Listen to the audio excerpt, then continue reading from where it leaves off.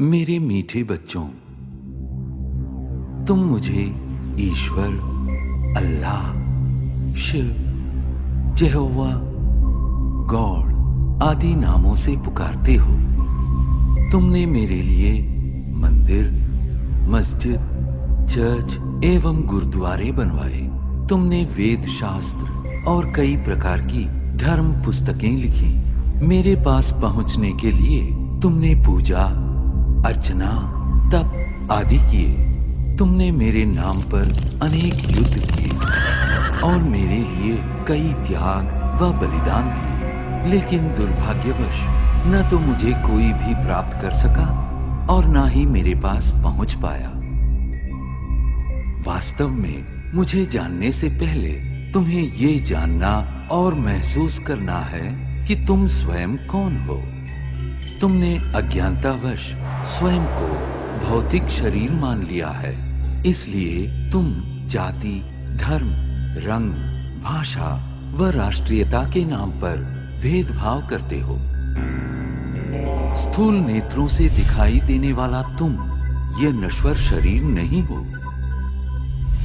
तुम तो अविनाशी आत्मा हो जो भ्रिकुटी के मध्य में स्थित होकर इस शरीर को नियंत्रित करती हो। अतः स्वयं को शरीर द्वारा कर्म करने वाली आत्मा अनुभव करो।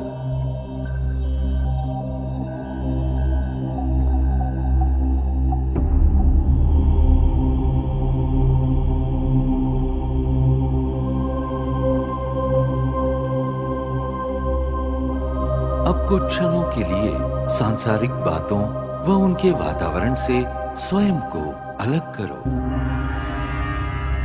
इस देह को भूल अपने आप को भ्रिकुटी के मध्य में चमकता चैतन्य सितारा अनुभव करो। वास्तव में तुम यही हो, अति सूक्ष्म ज्योतिर्बिंदु आत्मा। अब क्रमशः तुम्हारी यात्रा आरंभ होती है।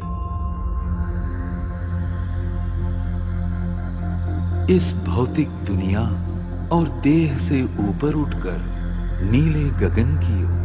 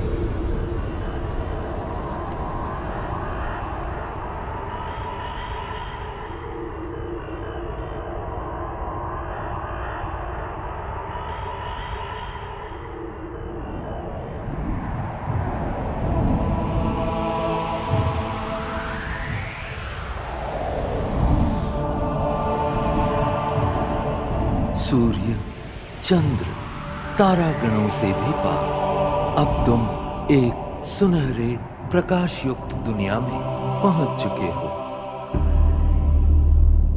ये वो आत्माओं की दुनिया है जिसे ब्रह्मलोक, शांति धाम, मुक्ति धाम व परम धाम कहा जाता है। ये मधुर, शांतिपूर्ण दुनिया तुम आत्माओं का और मेरा भी मूल निवास स्थान है। मैं तुम आत्माओं का पिता, परम पिता परमात्मा शिव हूं। तुम आत्माओं की तरह मैं भी अति सूक्ष्म हूं। ज्योतिर्बिंदु होते हुए भी ज्ञान गुणों में सिंधु के समान हूं। मैं सर्वशक्तिमान जन्म मृत्यु के चक्र से परे होने के कारण सदा पावन हूं। तुम सब आत्माएं मेरी प्रिय संतान हो। प्रारंभ में तुम आत्माएं भी मेरे साथ परम धाम में ही निवास करती थी। बाद में तुम जन्म और कर्म का अविनाशी अभिनय करते सृष्टि नाटक मंच पर अवतरित होते हो।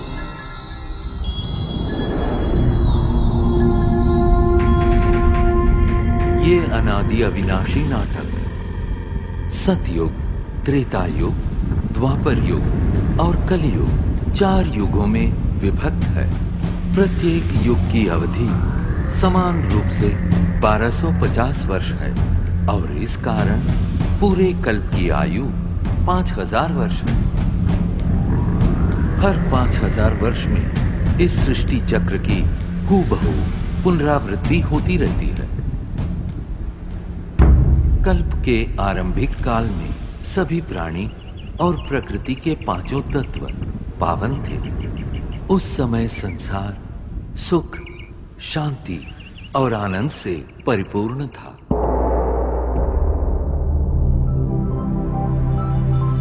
यही वो समय है जिसे सतयुग और त्रेता युग के नाम से जाना जाता है, जहां तुम देवी देवता के रूप में रहते थे। इस 2500 वर्ष की अवधि को स्वर्ग, वैकुंठ, बहिश्त, जन्नत, पैराडाइज आदि नामों से जाना जाता है।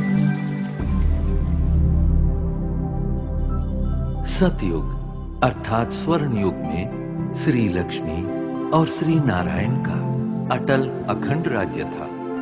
तत्पश्चात त्रेता युग अर्थात रजत युग में श्री सीता एवं श्री राम ने राज्य किया।